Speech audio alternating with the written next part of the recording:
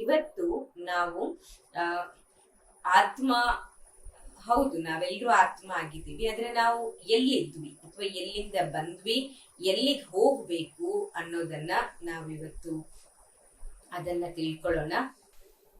ನಾವು ಮಾತನಾಡ್ಬೇಕಾದ್ರೆ ಅನೇಕ ಬಾರಿ ನಾವು ಹೇಳ್ತಾ ಇರ್ತೀವಿ, ಪರಮಾತ್ಮನ ಮಹಿಮೆ ಮಾಡ್ಬೇಕಾದ್ರೆ ಅವನು ತ್ರಿಲೋಕಿನಾಥ ಅಂತ ಹೇಳ್ತಾ ಇರ್ತೀವಿ. ಅಂದ್ರೆ ಇದರಿಂದ ನಮ್ಗೆ ಸ್ಪಷ್ಟ ಆಗುತ್ತೆ ನಾವು ಒಟ್ಟು ಇರುವಂತದ್ದು 3 ಲೋಕಗಳು ಅನ್ನೋದು ನಮ್ಗೆ ಅರ್ಥ ಆಗುತ್ತೆ. ಅಂದ್ರೆ 3 ಲೋಕಗಳಿಗೂ ಆತ ನಾಥನಾಗಿದ್ದಾನೆ, ಒಡೆಯನಾಗಿದ್ದಾನೆ ಅಂತ ಹೇಳಿ. ಆದ್ರೂ ಕೆಲವರು ಏನಂತಾರೆ, 10 ಲೋಕ ಇದೆ, 7 ಲೋಕ ಇದೆ, 5 ಲೋಕ ಇದೆ ಅಂತ ವೆರೈಟಿ ಹೇಳ್ತಾರೆ. ಆದ್ರೆ ಪರಮಾತ್ಮನಿಗೆ ಮಹಿಮೆ ಇರೋದು ತ್ರಿಲೋಕಿನಾಥ ಅಂತಾನೆ. ಇದರಿಂದ ಸ್ಪಷ್ಟ ಆಗತ್ತೆ ಒಟ್ಟು ಇರೋದು 3 ಲೋಕಗಳು. ಆ 3 ಲೋಕಗಳಿಗೂ ಪರಮಾತ್ಮ ಒಡೆಯನಾಗಿದ್ದಾನೆ ಅನ್ನೋದು ನಮ್ಗೆ ಅರ್ಥ ಆಗುತ್ತೆ. ಹಾಗಾದ್ರೆ ಆ 3 ಲೋಕಗಳು ಯಾವ್ಯಾವ್ದು ಅನ್ನೋದನ್ನ ನಾವು ಕೇಳೋಣ. ಮೊದಲನೇದು ಸಾಕಾರ ಲೋಕ ಅಂತ ಹೇಳ್ತೀವಿ. ಸಾಕಾರ ಲೋಕ ಅಂತಂದ್ರೆ ಪಂಚತತ್ವಗಳಿಂದ ನಿರ್ಮಿತವಾದಂತಹ ಈ ಪೃಥ್ವಿ ಏನಿದೆ, ಇದು ಕರ್ಮ ಕ್ಷೇತ್ರ ಆಗಿದೆ. ಇದು ಸಾಕಾರ ಲೋಕ. ಇದರಲ್ಲಿ ಸೂರ್ಯ, ಚಂದ್ರ, ನಕ್ಷತ್ರ, ಗ್ಯಾಲಾಕ್ಸೀಸ್ ಇದೆಲ್ಲವೂ ಸೇರಿ ಸಾಕಾರ ಲೋಕ ಅಂತ ನಾವು ಹೇಳ್ತೀವಿ. ಇಲ್ಲೇನು ಆತ್ಮಗಳು ದೇಹವನ್ನ ಧರಿಸಿ ಮಾಡುವಂತ ಕರ್ಮಗಳೇನ್ ಮಾಡ್ತಾರೆ, ಅದರ ಫಲ ಸುಖ ದುಃಖದ ರೂಪದಲ್ಲಿ ಅನುಭವ ಮಾಡ್ತಾರೆ.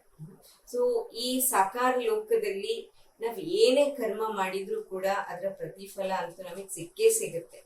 ಸುಖನೋ ದುಃಖದ ರೂಪದಲ್ಲಿ ನಾವು ಈ ದೇಹದ ಮೂಲಕನೇ ಪ್ರತಿಯೊಂದನ್ನು ಕೂಡ ಅನುಭವ ಮಾಡ್ತೀವಿ. ಇದಾಗಿದೆ ಸಾಕಾರ ಲೋಕ ಅಂತ ಹೇಳಿ. ಇದಕ್ಕಿಂತ ಮೇಲೆ ಇನ್ನೊಂದು ಲೋಕ ಇದೆ, ಯಾವುದಕ್ಕೆ ನಾವು ಸೂಕ್ಷ್ಮ ಲೋಕ ಅಂತ ಹೇಳ್ತೀವಿ. ಸೂಕ್ಷ್ಮ ಲೋಕ ಅಂತಂದ್ರೆ ಸೂರ್ಯ, ಚಂದ್ರ, ನಕ್ಷತ್ರಗಳಿಗಿಂತಲೂ ಮೇಲೆ ಇರುವಂತಹ ಅತ್ಯಂತ ಪ್ರಕಾಶಮಯ ಲೋಕವೇ ಸೂಕ್ಷ್ಮ ಲೋಕ. ಇದನ್ನು ಫರಿಷ್ಠೆಗಳ ಲೋಕವೆನ್ನುತ್ತಾರೆ. ಇಲ್ಲಿ ಆತ್ಮಗಳಿಗೆ ಸೂಕ್ಷ್ಮ ಬೆಳಕಿನ ಶರೀರ ಇರುತ್ತೆ. ಇಲ್ಲಿ ಅವರಿಗೆ ಯಾರಿಗೂ ಕೂಡ ಸ್ಥೂಲವಾದಂತಹ ಮೂಳೆ ಮಾಂಸಗಳಿಂದ ಕೂಡಿರುವಂತಹ ಶರೀರ ಇರೋದಿಲ್ಲ. ಎಲ್ಲರಿಗೂ ಕೂಡ ಸೂಕ್ಷ್ಮವಾದ ಬೆಳಕಿನ ಶರೀರ ಇರುತ್ತೆ. ಅವರು ನಮ್ಮ ಹಾಗೆ ಜೋರಾಗಿ ಶಬ್ದದಿಂದ ಮಾತನಾಡೋದಿಲ್ಲ, ಆದ್ರೆ ಇಶಾರೋಂಕಿ ಭಾಷಾ ಅಂತ ಹೇಳ್ತೀವಿ. ಬ್ರಹ್ಮ, ವಿಷ್ಣು, ಶಂಕರ ಎಂಬ ಸೂಕ್ಷ್ಮ ದೇವತೆಗಳು ನಿವಾಸ ಮಾಡುವಂತ ಸ್ಥಾನ ಅನ್ನೋದನ್ನು ಕೂಡ ನಾವು ತಿಳ್ಕೊಳ್ಬಹುದು. ಇದರ ಬಗ್ಗೆ ಮುಂದಿನ ಸೆಷನ್ಸ್ ನಲ್ಲಿ ಪುನಃ ಸಂದರ್ಭ ಬಂದಾಗ ಪುನಃ ಡಿಟೇಲ್ ಆಗಿ ಹೇಳ್ತೀವಿ. ಈಗ ಸಾಕಾರ ಲೋಕಕ್ಕಿಂತ ಮೇಲೆ ಸೂಕ್ಷ್ಮ ಲೋಕ ಇದೆ, ಬೆಳಕಿನ ಲೋಕ ಇದೆ. ಎಲ್ಲೆಲ್ಲೂ ಕೂಡ ಬೆಳಕು ತುಂಬಿಕೊಂಡಿದೆ, ವೈಟ್ ಬೆಳಕು ಎಲ್ಲ ಕಡೆಯೂ ತುಂಬಿಕೊಂಡಿದೆ. ಇದಕ್ಕಿಂತಲೂ ಮೇಲೆ ಇನ್ನೊಂದು ಲೋಕ ಇದೆ, ಯಾವುದಕ್ಕೆ ನಾವು ನಿರಾಕಾರ ಲೋಕ ಅಂತ ಹೇಳ್ತೀವಿ. ಈ ಲೋಕ ಏನಿದೆ, ಇದು ಸಾಕಾರ ಲೋಕ, ಸೂಕ್ಷ್ಮ ಲೋಕಕ್ಕಿಂತಲೂ ಮೇಲೆ ನಿರಾಕಾರ ಲೋಕ ಇದೆ. ಇಲ್ಲಿ ಇದು ಪಂಚತತ್ವಗಳಿಂದ ಆಗಿರುವಂತ ಲೋಕ ಅಲ್ಲ. ಪಂಚತತ್ವಗಳಿಂದ ಆಗಿರುವಂತ ಲೋಕ ಅಂದ್ರೆ ಸಾಕಾರ ಲೋಕ ಅಂತ ಹೇಳ್ತೀವಿ. ಆದ್ರೆ ಇದು ಅದೆಲ್ಲದಕ್ಕಿಂತಲೂ ಮಿಗಿಲಾದ 6ನೇ ತತ್ವ ಅಥವಾ ಬ್ರಹ್ಮ ತತ್ವ, ಕಾಸ್ಮಾಸ್ ಅಂತ ಹೇಳ್ಬೋದು. ಆ ತತ್ವದಿಂದ ಮಾಡಲ್ಪಟ್ಟಿರುವಂತಹ ಲೋಕ. ಇದು ಸುವರ್ಣಮಯ ಕೆಂಪು ಪ್ರಕಾಶದ ಬ್ರಹ್ಮ ತತ್ವದಿಂದ ವ್ಯಾಪಿಸಿರುವ ಈ ವಿಶಾಲ ಲೋಕ ಸರ್ವ ಆತ್ಮಗಳ ನಿವಾಸ ಸ್ಥಾನವಾಗಿದೆ. ಇದನ್ನು ಶಾಂತಿಧಾಮ, ನಿರ್ವಾಣಧಾಮ, ಪರಂಧಾಮ, ಬ್ರಹ್ಮಲೋಕ, ಮುಕ್ತಿಧಾಮ ಅಂತ ಇದಕ್ಕೆ ಹೇಳ್ತಾರೆ ಅನೇಕ ಹೆಸರುಗಳಿಂದ. ಇದು ನಾವು ಆತ್ಮಗಳ ನಿಜವಾದ ವಾಸಸ್ಥಾನ. ನಾವು ನಿಜವಾಗಿಯೂ ಇದೇ ಲೋಕದಲ್ಲಿ ನಿವಾಸಿಗಳಾಗಿದ್ವಿ. ನಮ್ಮ ಮೂಲ ರೂಪದಲ್ಲಿದ್ವಿ. ನಾವು ಆತ್ಮ ರೂಪದಲ್ಲಿ, ಬಿಂದು ರೂಪದಲ್ಲಿ, ನಮ್ಮ ನಿಜ ಮೂಲ ರೂಪದಲ್ಲಿ ನಾವಲ್ಲಿ ವಾಸ ಮಾಡ್ತಾ ಇದ್ವಿ. ಅಂದ್ರೆ ಅಲ್ಲಿ ದೇಹ ಇಲ್ಲ. ದೇಹ ಇಲ್ಲದೆ ಇರೋ ಕಾರಣ ಯಾವುದೇ ಪ್ರಕಾರದ ಕರ್ಮಗಳನ್ನ ನಾವು ಮಾಡೋದಿಲ್ಲ. ಆಮೇಲೆ ಅಲ್ಲಿ ದೇಹವೇ ಇಲ್ಲದೆ ಇರೋ ಕಾರಣ ಯಾವುದೇ ಪ್ರಕಾರದ ಮಾತು ಇತ್ಯಾದಿಗಳು ಕೂಡ ಅಲ್ಲಿ ಇರೋದಿಲ್ಲ. ಅಂದ್ರೆ ನಿಶಬ್ದವಾದಂತಹ ಪ್ರಪಂಚ. ಆಮೇಲೆ ಅಲ್ಲಿ ಯಾವುದೇ ಸಂಸಾರ ವ್ಯವಹಾರಗಳ ಚಿಂತೆ ಇಲ್ಲದೆ ಇರೋ ಕಾರಣ ಯಾವುದೇ ಪ್ರಕಾರದ ಯೋಚನೆಗಳು ಕೂಡ ಅಲ್ಲಿ ನಮಗೆ ಇಲ್ಲ. ಆಕ್ಟಿವಿಟಿಯೂ ಇಲ್ಲ, ಶಬ್ದವೂ ಇಲ್ಲ, ಯೋಚನೆಯೂ ಇಲ್ಲ. ಇದೆಲ್ಲದರಿಂದ ಅತೀತವಾಗಿರುವಂತಹ ಒಂದು ವಿಶೇಷ ವಿಸ್ತಾರ, ವಿಶಾಲವಾದ ಒಂದು ಲೋಕ. ಅತ್ಯಂತ ಬೆಳಕಿನಿಂದ ಕೂಡಿರುವಂತಹ ಗೋಲ್ಡನ್ ರೆಡ್ ಕಲರ್ಡ್ ಲೈಟ್ ಇಂದ ಆವೃತವಾಗಿರುವಂತಹ ಲೋಕ, ಇದು ವಿಶೇಷವಾಗಿರುವಂತಹ ಲೋಕ. ಇಲ್ಲಿ ಸಂಪೂರ್ಣ ಶಾಂತಿ ಇದೆ, ಯಾಕಂದ್ರೆ ಅಲ್ಲಿ ಎಲ್ಲ ಆತ್ಮಗಳು ತಮ್ಮ ಮೂಲ ರೂಪದಲ್ಲಿರೋ ಕಾರಣ ಯಾವುದೇ ಪ್ರಕಾರದ ಶಬ್ದ, ಕರ್ಮ, ಮಾತು, ಯೋಚನೆಗಳು ಇದ್ಯಾವುದೂ ಇಲ್ಲ. ಸೊ ಅದಕ್ಕೆ ಸಂಪೂರ್ಣ ಶಾಂತಿ, ಸ್ವೀಟ್ ಸೈಲೆನ್ಸ್ ಅಂತ ನಾವು ಹೇಳ್ಬೋದು. ಸೊ ಇಲ್ಲಿ ಆತ್ಮ ಚೆನ್ನಾಗಿ ರೆಸ್ಟ್ ಮಾಡುತ್ತೆ, ಯಾಕಂದ್ರೆ ಯಾವ ಆಕ್ಟಿವಿಟಿಯೂ ಕೂಡ ಇಲ್ಲ. ಇದು ನಾವೆಲ್ಲ ಆತ್ಮಗಳ ನಿಜ ಮನೆಯಾಗಿದೆ, ನಮ್ಮ ಮೂಲ ಮನೆಯಾಗಿದೆ. ನಾವೆಲ್ಲರೂ ಇಲ್ಲಿಗೆ ಸೇರಿದಂಥವ್ರು, ನಾವ್ ಇಲ್ಲೇ ಇದ್ದಂಥವ್ರು. ಆದ್ರೆ ಸದಾ ಅಲ್ಲೇ ಇರ್ತೀವ? ಮನೆಯಲ್ಲೇ ಇರಕ್ಕಾಗತ್ತ? ಯಾಕಂದ್ರೆ ಅಲ್ಲಿ ಯಾವುದೇ ಪ್ರಕಾರದ ಆಕ್ಟಿವಿಟೀಸ್ ಇಲ್ವಲ್ಲ. ಸೊ ಅದಕ್ಕೋಸ್ಕರ ನಾವು ಸದಾ ಅಲ್ಲೇ ಇರೋದಕ್ಕೆ ಸಾಧ್ಯ ಆಗಲ್ಲ. ಅಲ್ಲಿಂದ ನಾವು ಯಾಕಂದ್ರೆ ನಾವೆಲ್ಲ ಆತ್ಮಗಳಲ್ಲಿ ತುಂಬಾ ವಿಶೇಷತೆಗಳಿದೆ, ಗುಣಗಳಿದೆ, ಶಕ್ತಿಗಳಿದೆ, ಸಾಮರ್ಥ್ಯತೆಗಳಿದೆ. ಅದನ್ನೆಲ್ಲ ನಾವು ಉಪಯೋಗಿಸ್ಬೇಕು, ಪ್ರದರ್ಶಿಸ್ಬೇಕು ಅಂತಂದ್ರೆ ನಮಗೆ ಯಾವ್ದಾದ್ರು ಪ್ಲಾಟ್ಫಾರ್ಮ್ ಬೇಕು. ಆಗ ಮಾತ್ರ ಅದೆಲ್ಲ ಪ್ರದರ್ಶಿಸ್ಲಿಕ್ಕೆ ಸಾಧ್ಯ. ಮನೆಯಲ್ಲಿ ಅದೆಲ್ಲ ನಾವು ತೋರಿಸ್ಲಿಕ್ಕೂ ಆಗಲ್ಲ, ಯಾಕಂದ್ರೆ ಫಸ್ಟ್ ಆಫ್ ಆಲ್ ನಮಗೆ ಯಾವುದೇ ಮೀಡಿಯಂ ಇಲ್ಲ, ದೇಹ ಇಲ್ಲ. ಆದ ಕಾರಣ ಅಲ್ಲಿ ನಮ್ಮ ಶಕ್ತಿ, ಸಾಮರ್ಥ್ಯತೆಗಳು, ವಿಶೇಷತೆ, ಗುಣಗಳನ್ನ ಅಲ್ಲಿ ತೋರ್ಪಡಿಸ್ಲಿಕ್ಕೂ ಆಗೋದಿಲ್ಲ. ಸೊ ಅದಕ್ಕೆ ನಾವು ಅಲ್ಲಿಂದ ಕೆಳಗಡೆನೂ ಕೂಡ ಬರ್ತೀವಿ. ಪರಂಧಾಮ ನಮ್ಮ ಮನೆಯಾದ್ರೂ, ನಿರಾಕಾರ ಲೋಕ ನಮ್ಮ ಮನೆಯಾದ್ರೂ ಕೂಡ ಅಲ್ಲಿಂದ ನಾವು ಕೆಳಗೂ ಕೂಡ ಬರ್ತೀವಿ. ಈ ಸೃಷ್ಟಿಗೆ ನಾವು ಬರ್ತೀವಿ.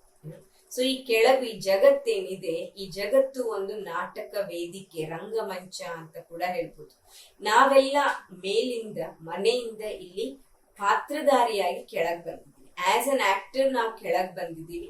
ಇಲ್ಲಿ ಕೆಳಗ್ ಬಂದು ದೇಹವೆಂಬ ವಿವಿಧ ಪ್ರಕಾರದ ಕಾಸ್ಟ್ಯೂಮ್ಸ್, ವಸ್ತ್ರಗಳನ್ನ ನಾವಿಲ್ಲಿ ಧರಿಸ್ತಾ ಬರ್ತೀವಿ. ಒಂದೊಂದು ಜನ್ಮದಲ್ಲಿ ಒಂದೊಂದು ಕಾಸ್ಟ್ಯೂಮ್ ನಮ್ದಿರುತ್ತೆ. ಇದೊಂದು ವಿಶಾಲವಾದಂತಹ ಬೃಹತ್ ನಾಟಕ ಅಂತ ಕೂಡ ನಾವು ಹೇಳ್ಬೋದು, ಸೃಷ್ಟಿ ನಾಟಕ ಅಂತಾನು ಹೇಳ್ಬೋದು. ಇಲ್ಲಿ ಎಲ್ಲರೂ ಕೂಡ ಪಾತ್ರಧಾರಿಗಳಾಗಿ ಪಾತ್ರಗಳನ್ನ ಮಾಡ್ತಾ ಇದ್ದಾರೆ. ಸೊ ಈ ಸ್ಮೃತಿ ನಮಗಿದ್ದಾಗ ಅದು ನಮಗೆ ತುಂಬಾ ಹೆಲ್ಪ್ ಮಾಡುತ್ತೆ. ಅಂದ್ರೆ ಈ ಜೀವನ ಒಂದು ನಾಟಕ, ಇಲ್ಲಿ ಎಲ್ಲರೂ ಪಾತ್ರಧಾರಿ ಅನ್ನೋ ಇದೇ ಸ್ಮೃತಿಯಿಂದ ನಾವು ಪರಸ್ಪರ ಒಬ್ರನ್ನೊಬ್ರು ನೋಡ್ತಾ ಇದ್ದಾಗ ನಮಗೆ ಎಂದೂ ಕೂಡ ಯಾರ ಮೇಲೂ ಬೇಸರ ಅಂತ ಅನ್ಸೋದಿಲ್ಲ. ನಮಗೇನ್ ಅನ್ಸುತ್ತೆ, ಎಲ್ಲರೂ ಅವ್ರವ್ರ ಪಾತ್ರ ಮಾಡ್ತಾ ಇದ್ದಾರೆ. ಸೊ ಇಲ್ಲಿ ನನ್ನ ಪಾತ್ರದಲ್ಲಿ ನಾನೇನ್ ಮಾಡ್ಬೇಕು, ನನ್ನಲ್ಲಿರುವಂತ ಗುಣ, ವಿಶೇಷತೆ, ಸಾಮರ್ಥ್ಯತೆಗಳನ್ನ ನಾನು ಚೆನ್ನಾಗಿ ತೋರ್ಪಡಿಸ್ಬೇಕು ಅನ್ನೋದೇ ನಮ್ಗೆ ಲಕ್ಷ್ಯ ಇರುತ್ತೆ. ಮತ್ತೆ ಇದು ನಾಟಕ, ಇದು ನಾವು ಪಾತ್ರಧಾರಿ ಅಂದಾಗ ನಮ್ಗೆ ಏನ್ ಅನ್ಸುತ್ತೆ, ನಾವು ಪುನಃ ವಾಪಸ್ ಮನೆಗೂ ಹೋಗ್ತೀವಿ ಅನ್ನೋದು ನಮ್ಗೆ ನೆನಪಿರುತ್ತೆ. ಸೊ ಇಲ್ಲಿ ಏನ್ ಮಾಡ್ಬೇಕು, ಇದು ನಾಟಕ ಅಂದ್ಮೇಲೆ ಯೂಶಲಿ ಯಾರೇ ಒಂದು ನಾಟಕ ನೋಡಕ್ ಹೋಗ್ತಾರೆ, ಒಂದು ಸಿನಿಮಾ ನೋಡಕ್ ಹೋಗ್ತಾರೆ ಅಂದ್ರೆ ಏನಕ್ಕೆ ಹೋಗ್ತಾರೆ? ಎಂಜಾಯ್ ಮಾಡ್ಲಿಕ್ಕೆ ಹೋಗ್ತಾರೆ ಅಲ್ವಾ, ಎಂಟರ್ಟೈನ್ಮೆಂಟ್ಗೋಸ್ಕರ ಹೋಗ್ತಾರೆ. ಸೊ ಅದಕ್ಕೆ ನಾವು ಕೂಡ ಈ ಸೃಷ್ಟಿ ನಾಟಕ ಏನ್ ನಡೀತಾ ಇದೆ, ಇಲ್ಲಿ ನಡೀತಾ ಇರುವಂತ ಒಂದೊಂದು ದೃಶ್ಯಗಳನ್ನು ಕೂಡ ಬಹಳ ಪ್ರೀತಿಯಿಂದ, ಅಥವಾ ಇದನ್ನ ನೋಡ್ತಾ ಆನಂದಿಸ್ಬೇಕು. ಈ ದೃಶ್ಯಗಳ ಆನಂದವನ್ನು ತಗೊಳ್ಬೇಕು. ನೋಡ್ಬೇಕಾದ್ರೆ ಇವ್ರು ಯಾಕೆ ಹೀಗ್ ಮಾತಾಡ್ತಿದ್ದಾರೆ, ಹೀಗ್ ಮಾತಾಡಬಾರ್ದಿತ್ತು ಅಂತ ವಿಶ್ಲೇಷಣೆ ಮಾಡೋದಲ್ಲ. ನಮಗಿಲ್ಲಿ ವಿಶ್ಲೇಷಣೆಯ ಕೆಲಸ ಅಲ್ಲ ಇದು. ನಾವಿಲ್ಲಿ ನೋಡ್ಬೇಕು, ಪ್ರತಿಯೊಬ್ರು ಎಷ್ಟು ಸುಂದರವಾಗಿ ಅಭಿನಯಿಸ್ತಾ ಇದ್ದಾರೆ ಅನ್ನೋದನ್ನ ನಾವು ಗಮನಿಸ್ತಾ ನಾವು ದೃಶ್ಯಗಳ ಆನಂದವನ್ನ ಪಡಿಬೇಕು. ಮತ್ ನಮಗ್ ಸದಾ ನೆನಪಿರ್ಬೇಕು, I am a soul, not this role ಅಂತ ಹೇಳಿ. ಅಂದ್ರೆ ನಾನು ಆತ್ಮ ಆಗಿದ್ದೀನಿ, ನಾನು ಏನ್ ಅಭಿನಯ ಮಾಡ್ತಾ ಇದ್ದೀನಿ, ಯಾವ ಪಾತ್ರವನ್ನ ನಿರ್ವಹಿಸ್ತಾ ಇದ್ದೀನಿ ಅದೇ ನಾನಲ್ಲ. ಈಗ ಉದಾಹರಣೆಗೆ ನಾವೀಗ ಬಡವರ ಮನೇಲಿ ಹುಟ್ಟಿರ್ಬೋದು ಅಥವಾ ಶ್ರೀಮಂತರ ಮನೇಲಿ ಹುಟ್ಟಿರ್ಬೋದು, ಅದು ನನ್ನ ಪಾತ್ರ ಅಷ್ಟೇನೆ, ಅದು ನನ್ನ ನಿಜ ವ್ಯಕ್ತಿತ್ವ ಅಲ್ಲ. ಆ ಪಾತ್ರವನ್ನ ಆ ಎಪಿಸೋಡ್ ಅಲ್ಲಿ ನಾನು ನಿರ್ವಹಿಸ್ತಾ ಇದ್ದೀನಿ ಅಷ್ಟೇ ವಿನಃ ನಾನು ಒರಿಜಿನಲಿ ಆತ್ಮನೇ ಆಗಿದ್ದೆ. ಇವಾಗ ಯಾವುದೇ ಒಬ್ಬ ದೊಡ್ಡ ವ್ಯಕ್ತಿ, ಈಗ ಅನೇಕರು ಫಿಲ್ಮ್ ಆಕ್ಟರ್ಸ್ ಇರ್ತಾರೆ, ತುಂಬಾ ದೊಡ್ಡ ದೊಡ್ಡ ಫೇಮಸ್ ಆಕ್ಟರ್ಸ್ ಕೂಡ ಕೆಲವೊಮ್ಮೆ ಸಿನಿಮಾದಲ್ಲಿ ಭಿಕ್ಷುಕನ್ ಪಾತ್ರನೂ ಮಾಡ್ತಾರೆ, ಅಥವಾ ಇನ್ ಕೆಲವೊಮ್ಮೆ ಕೂಲಿ ಪಾತ್ರನೂ ಮಾಡ್ತಾರೆ. ಅವ್ರು ಇದಾರೆ, ತುಂಬಾ ಕೋಟ್ಯಾಂತರ ಆಸ್ತಿಗೆ ಮಾಲೀಕರಾಗಿದ್ದಾರೆ. ಆದ್ರೆ ಸಿನಿಮಾದಲ್ಲಿ ಅವ್ರಿಗೆ ಸಿಕ್ಕಿರೋ ಪಾತ್ರ ಒಂದು ಕೂಲಿಯ ಪಾತ್ರ ಸಿಕ್ಕಿದೆ. ಆದ್ರೂ ಅವರು ಆ ವೇಷಭೂಷಣಗಳು, ಕೂಲಿಯ ವೇಷಭೂಷಣಗಳನ್ನು ಹಾಕಿ ಕ್ಯಾಮೆರಾ ಆನ್ ಇದ್ದಾಗ ಅವ್ರ ಪಾತ್ರ ಮಾಡಿದ್ರು ಕೂಡ ಕ್ಯಾಮೆರಾ ಆಫ್ ಆಯ್ತು, ಶೂಟಿಂಗ್ ಆಫ್ ಆಯ್ತು ಅಂದಾಗ ಸುತ್ತಮುತ್ತಲಿರೋರು ಅವರನ್ನ ಕೂಲಿ ಅಂತ ನೋಡೋದಿಲ್ಲ. ಅವ್ರಿಗೆ ಸದಾ ಸ್ಮೃತಿ ಇರುತ್ತೆ, ಅವ್ರ ವೇಷಭೂಷಣ ಕೂಲಿ ಡ್ರೆಸ್ ಆಗಿದ್ರು ಕೂಡ ಎಲ್ಲರಿಗೂ ನೆನಪಿರುತ್ತೆ, ಇವ್ರಿಗೆ ತುಂಬಾ ದೊಡ್ಡ ಗ್ರೇಟ್ ಆಕ್ಟರ್ ಆಗಿದ್ದಾರೆ ಅನ್ನೋ ಸ್ಮೃತಿ ಇರುತ್ತೆ. ಸೊ ವೇಷಭೂಷಣಗಳನ್ನ ನೋಡಿಯೇ ಅವರೊಟ್ಟಿಗೆ ವ್ಯವಹರಿಸ್ಬೇಕು ಅಂತ ಅಲ್ಲ, ಒರಿಜಿನಲ್ ವ್ಯಕ್ತಿ ಯಾರು, ಹಾಗೆ ನಾನು ಆತ್ಮ ಆಗಿದ್ದೀನಿ, ಶರೀರ ಅಲ್ಲ. ನನ್ನ ಆತ್ಮ ಹೀಗೆ ಖಾಲಿ ಖಾಲಿ ಆತ್ಮನೂ ಅಲ್ಲ. ನನ್ನಲ್ಲಿ ಶಾಂತಿ, ಸುಖ, ಆನಂದ, ಪ್ರೀತಿ, ಶಕ್ತಿ ಇದೆಲ್ಲವೂ ಕೂಡ ನನ್ನೊಳಗಡೆ ತುಂಬಿಕೊಂಡಿದೆ. ಸೊ ಹಾಗೆ ನಾವೆಲ್ಲರೂ ಶಕ್ತಿ, ಗುಣ, ವಿಶೇಷತೆಗಳಿಂದ ನಾವು ತುಂಬಿರುವಂತಹ ವಿಶೇಷ ಆತ್ಮಗಳಾಗಿದ್ದೀವಿ ಅನ್ನೋ ಈ ಸ್ಮೃತಿ ನಮ್ಗಿರ್ಬೇಕು. ಕೇವಲ ನಮ್ಮ ಪಾತ್ರದೊಂದಿಗೆ ನಮ್ಮನ್ನ ಐಡೆಂಟಿಫೈ ಮಾಡ್ಕೊಳ್ಬಾರ್ದು. ಈ ಜನ್ಮದಲ್ಲಿ ಬಹುಶಃ ನಾವು ಬಡವರಿರ್ಬೋದು, ಅಂಗವಿಕಲರಾಗಿರ್ಬೋದು, ಅಥವಾ ನಾವು ನಮಗೇನಾದ್ರೂ ಬೇರೆ ಯಾವುದೋ ಜಾತಿಯ ಮನೆಯಲ್ಲಿ ಹುಟ್ಟಿರ್ಬೋದು, ಅಥವಾ ಬೇರೆ ದೇಶದಲ್ಲಿ ಹುಟ್ಟಿರ್ಬೋದು. ಇದೆಲ್ಲ ಕೇವಲ ಪಾತ್ರಗಳಷ್ಟೇ ವಿನಃ ಇದು ನಮ್ಮ ನಿಜ ಜೀವನ ಅಲ್ಲ, ನನ್ನ ನಿಜ ವ್ಯಕ್ತಿತ್ವ ಅಲ್ಲ. ನಾನು ಆತ್ಮ, ನನ್ನ ಗುಣ ವಿಶೇಷತೆಗಳಿಂದ ತುಂಬಿರುವಂತ ಆತ್ಮ ಅನ್ನೋ ಸ್ಮೃತಿ ಇರ್ಬೇಕು. ಆಮೇಲೆ ಇದು ನಾಟಕ ಅಂತ ಅಂದ ಮೇಲೆ ಇದು ನಾಟಕ, ಎಂಜಾಯ್ ಮಾಡ್ಲಿಕ್ಕಿರೋದು. ಕಳೆದು ಹೋದ ಮಾತುಗಳಿಗೆ ಅಲ್ಲಲ್ಲೇ ನಾವು ಫುಲ್ ಸ್ಟಾಪ್ ಇಟ್ಬಿಡ್ಬೇಕು. ಯಾಕಂದ್ರೆ ನಾಟಕ ಅದು.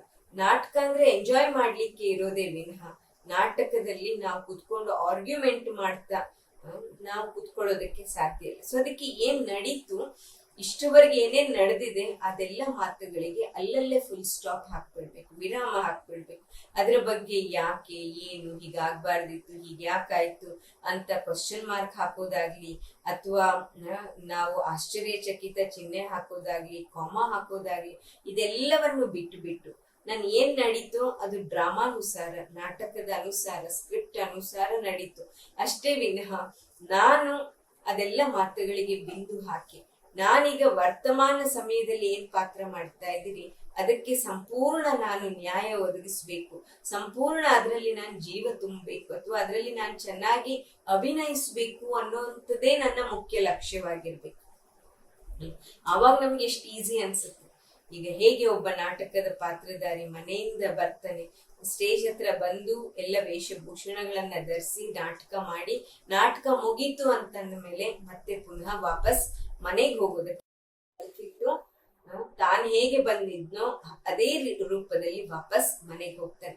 ಮತ್ತೆ ಪುನಃ ನಾಳೆ ನೆಕ್ಸ್ಟ್ ಶೋ ಪ್ರಾರಂಭ ಆಗುವಾಗ ಪುನಃ ಬರ್ತಾನೆ, ಪುನಃ ವೇಷಭೂಷಣ ಧರಿಸ್ತಾನೆ, ಪುನಃ ಪಾತ್ರದ ಅಭಿನಯ ಮಾಡ್ತಾನೆ, ಪುನಃ ವಾಪಸ್ ನಾಟಕ ಮುಗಿದ್ಮೇಲೆ ಹೋಗ್ತಾನೆ. ಸೊ ಇದು ನಿರಂತರವಾಗಿ ನಡೆಯುವಂತ ಪ್ರಕ್ರಿಯೆ. ಹಾಗೆ ನಾವು ಅಷ್ಟೇ ಈ ಸೃಷ್ಟಿ ನಾಟಕದಲ್ಲಿ ಪಾತ್ರ ಮಾಡಕ್ ಬಂದಿದ್ದೀವಿ, ಪರಂಧಾಮ ಮನೆಯಿಂದ ಬಂದಿದ್ದೀವಿ.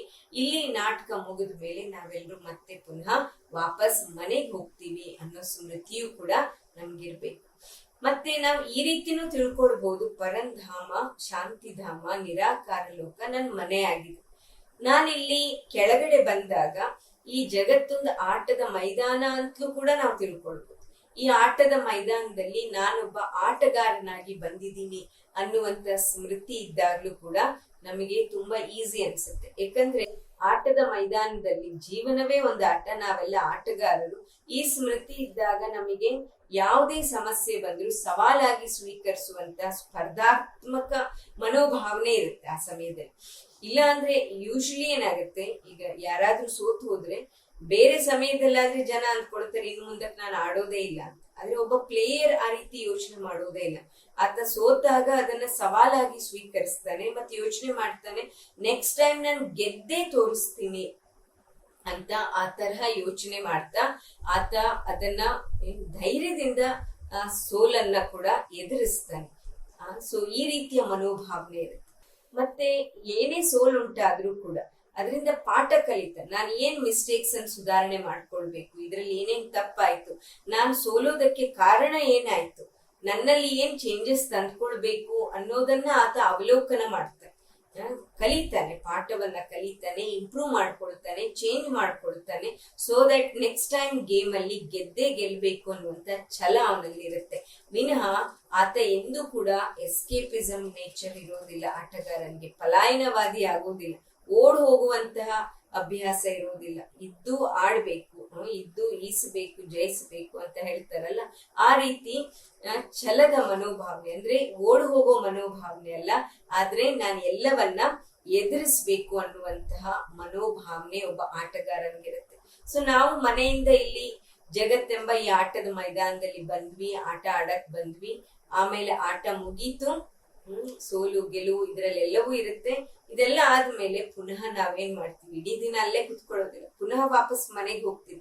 ಸೊ ಪುನಃ ಕೆಳಗ್ ಬರ್ತೀವಿ ನಾಳೆ ನೆಕ್ಸ್ಟ್ ಗೇಮ್ ಪ್ರಾರಂಭ ಆಗುವಾಗ. ಹಾಗೇನೆ ನಾವು ಅಷ್ಟೇ ಪರಂಧಾಮ ಮನೆಯಲ್ಲಿ ಇದ್ದು ಅಲ್ಲಿಂದ ಕೆಳಗಡೆ ಬರ್ತೀವಿ, ಮತ್ತೆ ಪುನಃ ರಿಟರ್ನ್ ಪರಂಧಾಮಕ್ಕೆನೆ ವಾಪಸ್ ಹೋಗ್ತೀವಿ ಅನ್ನೋದು ನಮಗೆ ಸ್ಮೃತಿ ಇರ್ಬೇಕು. ಸೊ ಇದೆಲ್ಲ ಸ್ಮೃತಿ ಇದ್ದಾಗ ನಮಗೆ ತುಂಬಾ ಈಸಿ ಅಂತ ಅನ್ಸುತ್ತೆ. ಈ ಜೀವನವನ್ನ ನಡೆಸುವುದಕ್ಕೆ ನಮಗೆ ಈಸಿ ಅನ್ಸುತ್ತೆ ಈ ಸ್ಮೃತಿ ಇದ್ರೆ. ಅದರೊಟ್ಟಿಗೆ ಅತಿಥಿ, ಅಥವಾ ನಾವು ಈ ರೀತಿನೂ ತಿಳ್ಕೊಳ್ಬಹುದು, ನಾವು ಅತಿಥಿ ಆಗಿದ್ವಿ, ನಾವು ಗೆಸ್ಟ್ ಆಗಿದ್ವಿ. ಈ ಜಗತ್ತು ಒಂದು ಅತಿಥಿ ಗೃಹ ಅಂತ ತಿಳ್ಕೊಳ್ಬಹುದು. ಅದರಲ್ಲಿ ಈ ಜೀವನ ಅನ್ನೋದು ಒಂದು ಸಂಭ್ರಮ, ಒಂದು ಸೆಲೆಬ್ರೇಷನ್, ಪಾರ್ಟಿ ಅಂತ ತಿಳ್ಕೊಳ್ಬಹುದು. ನಾವೆಲ್ಲ ಅದರಲ್ಲಿ ಅತಿಥಿಗಳಾಗಿದ್ದೀವಿ, ಅತಿಥಿಯಾಗಿ ಬಂದಿದೀವಿ. ಸೊ ಅತಿಥಿಯಾಗಿ ಬಂದಿದೀವಿ ಅಂತಂದ್ರೆ ಏನ್ ಅನ್ಸುತ್ತೆ ನಮ್ಗೆ, ಅಲ್ಲಿರೋದು ಯಾವುದು ನಮ್ದಲ್ಲ. ಅಲ್ಲೆಲ್ಲ ತುಂಬಾ ವಸ್ತುಗಳಿರ್ಬೋದು, ವೈಭವ ಇರ್ಬೋದು, ಸಾಕಷ್ಟು ಇರ್ಬೋದು, ಸೆಟಪ್ ಇರ್ಬೋದು. ಆದ್ರೆ ನಾವಲ್ಲಿ ಇರೋಷ್ಟು ಟೈಮ್ ಎಂಜಾಯ್ ಮಾಡ್ತೀವಿ. ಆದ್ರೆ ಅದ್ಯಾವುದು ನಮ್ದೇ ಅಂತ ನಾವ್ ಯಾವತ್ತೂ ಅಂದ್ಕೊಳ್ಳೋದಿಲ್ಲ. ನಮಗ್ ಚೆನ್ನಾಗ್ ಗೊತ್ತಿದೆ, ನಮ್ಗೆ ಕೇವಲ ಉಪಯೋಗಿಸ್ಲಿಕ್ಕೆ ಮಾತ್ರ ಅಧಿಕಾರ ಇದೆಯೇ ವಿನಃ ಅದನ್ನ ನಾವು ತಗೊಂಡು ಹೋಗೋದಕ್ಕೆ ಸಾಧ್ಯ ಇಲ್ಲ. ಇದ್ಯಾವುದು ನಮಗ್ ಸೇರಿಲ್ಲ ಅನ್ನೋದು ನಮ್ಮ ಮನಸ್ಸಿನಲ್ಲಿ ಬ್ಯಾಕ್ ಗ್ರೌಂಡ್ ಅಲ್ಲಿ ಸದಾ ಸ್ಮೃತಿ ಇರುತ್ತೆ. ಸೊ ಇದೇ ಭಾವನೆ ನಮಿಗೂ ಈ ಜೀವನ ನಡೆಸ್ಬೇಕಾದಾಗ ಇದ್ರೆ, ಇಲ್ಲೆಲ್ಲ ಇದೆ ನಮ್ ಸುತ್ತಮುತ್ತಲು, ಇದ್ರಲ್ಲಿ ಇದು ನನ್ನ ವಸ್ತು, ಇದು ನನಗೆ ಸಂಬಂಧಪಟ್ಟಿದ್ದು ಅಂತ ಇಡೀ ದಿನ ಅಟ್ಯಾಚ್ಡ್ ಆಗಿದ್ರೆ ನಮಗೆ ಕಷ್ಟ ಆಗುತ್ತೆ.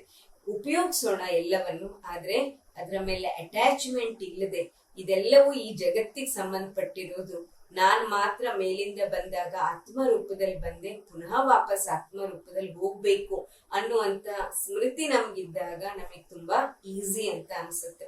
ಹಾಗೆ ನಾವೀಗ ರಿಟರ್ನ್ ಹೋಗ್ಬೇಕು. ಈಗ ಗೆಸ್ಟ್ ಆಗಿ ಬಂದಾಗ ಯಾರ್ದೇ ಮನೆಗೆ, ನಮ್ಗೆ ಗೊತ್ತಿದೆ ನಾವಲ್ಲಿ ಕೆಲವೇ ದಿನಗಳಿಗಾಗಿ ಬಂದಿರೋದು ಅಂತ ಹೇಳಿ, ಸದಾಕಾಲ ಅಲ್ಲಿರೋದಕ್ಕೆ ಬಂದಿಲ್ಲ ಅನ್ನೋದು ನಮಗ್ ಚೆನ್ನಾಗಿ ಗೊತ್ತಿರುತ್ತೆ. ಸೊ ನಾವು ಹೆಚ್ಚಾಗಿ ಈಗಿನ ಕಾಲದಲ್ಲಂತೂ ಹೋಗ್ಬೇಕಾದ್ರೆ ವಿತ್ ರಿಟರ್ನ್ ಟಿಕೆಟೇ ಹೋಗ್ತಾರೆ, ಅಂದ್ರೆ ರಿಟರ್ನ್ ಹೋಗೋದು ತಯಾರಿ ಮಾಡ್ಕೊಂಡೇ ಹೋಗಿರ್ತಾರೆ. ಸೊ ಹಾಗೆ ನಾವು ಈ ಜೀವನದ ಇಲ್ಲಿ ಸೆಲೆಬ್ರೇಷನ್ ಅಲ್ಲಿ ಇದೀವಿ, ಅಥವಾ ಈ ಗೆಸ್ಟ್ ಹೌಸ್ ಬಂದಿದೀವಿ. ಇದಾದ್ಮೇಲೆ ಈಗ ನಾವು ವಾಪಸ್ ಪರಂಧಾಮಕ್ಕೆ ಹೋಗ್ಬೇಕು, ನಮ್ಮ ಮೂಲ ಮನೆಗೆ ಪುನಃ ನಾವು ವಾಪಸ್ ಹೋಗ್ಬೇಕು ಅನ್ನುವ ಸ್ಮೃತಿ ನಮ್ಮಲ್ಲಿ ಇದ್ದಾಗ ನಾವಿಲ್ಲಿಯ ಯಾವುದೇ ಭವಬಂಧನಗಳಲ್ಲಿ ನಾವು ಒಳಗಾಗುವುದಿಲ್ಲ. ಇಲ್ಲಿಯ ಯಾವುದೇ ಕಷ್ಟ ನಷ್ಟ ತೊಂದರೆ ಇದ್ಯಾವುದ್ರಲ್ಲೂ ಕೂಡ ನಾವು ಸಿಕ್ಕಾಕೊಳ್ಳೋದಿಲ್ಲ.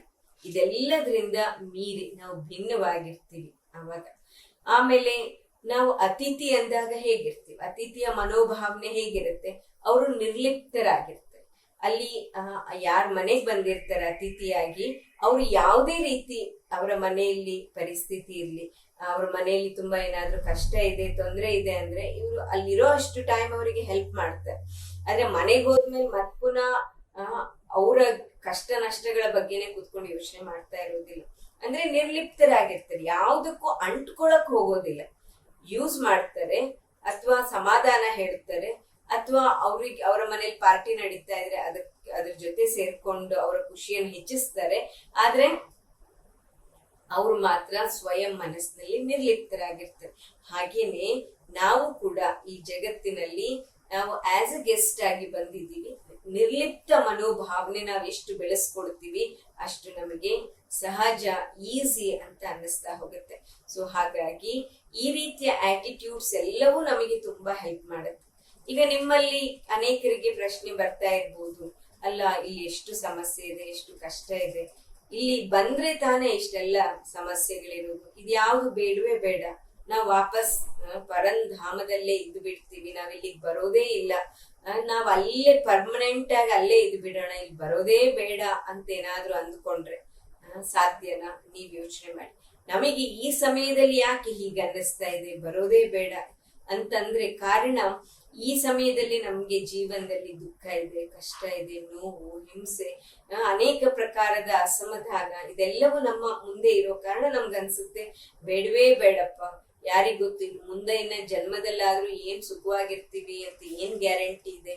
ಸೊ ಅದ್ರ ಬದಲು ಬರೋದೇ ಬೇಡ, ಅಲ್ಲೇ ಸುಮ್ನೆ ಆತ್ಮ ರೂಪದಲ್ಲಿ ಅಲ್ಲೇ ಇದ್ದು ಬಿಡೋಣ, ಮೋಕ್ಷ ಸಿಕ್ಬಿಡ್ಲಿ, ಅಲ್ಲೇ ನಾವು ಲೀನ ಆಗ್ಬಿಡೋಣ, ಮತ್ ಬರೋದೇ ಬೇಡ ಅಂತ ಏನ್ ಅನ್ಸುತ್ತೆ. ಅದು ಕೇವಲ ಈಗಿರುವ ಕಷ್ಟ ನಷ್ಟಗಳನ್ನ ನೋಡಿದಾಗ ಹಾಗನ್ಸುತ್ತೆ. ಹೇಗೆ ಉದಾಹರಣೆಗೆ ಹೇಳೋದಾದ್ರೆ, ಈಗ ತಿಳ್ಕೊಳ್ಳಿ, ನೀವೇನೋ ಒಂದು ಕೆಲಸ ಮಾಡ್ತಾ ಮಾಡ್ತಾ ತುಂಬಾ ನಿಮಗೆ ಶಾರೀರಿಕವಾಗಿ ತುಂಬಾ ಆಯಾಸ ಆಯ್ತು, ತುಂಬಾನೇ ಸುಸ್ತಾಯ್ತು, ಫಿಸಿಕಲಿ ಮತ್ತು ಮೆಂಟಲಿ ತುಂಬಾ ಎಕ್ಸಾಸ್ಟ್ ಆಗ್ಬಿಟ್ರಿ ಅಂತಂದ್ರೆ ಅವಾಗೇನ್ ಅನ್ಸುತ್ತೆ ನಿಮ್ಗೆ, ಬೇಡಪ್ಪ ಇನ್ನೇನ್ ಕೆಲಸ ಮಾಡಕ್ ಸಾಧ್ಯ ಇಲ್ಲ. ಅಥವಾ ನಿಮಗೆ ತುಂಬಾ ಇಷ್ಟವಾಗಿರುವಂತ ಸಿನಿಮಾ ಬರ್ತಿದ್ದಿರ್ಬೋದು, ಸೀರಿಯಲ್ಸ್ ಬರ್ತಿದ್ದಿರ್ಬೋದು, ಅಥವಾ ನಿಮಗೆ ತುಂಬಾ ಇಷ್ಟವಾಗಿರುವಂತಹ ತಿಂಡಿ ತಿನಿಸುಗಳು ರೆಡಿ ಇದ್ದಿರ್ಬೋದು.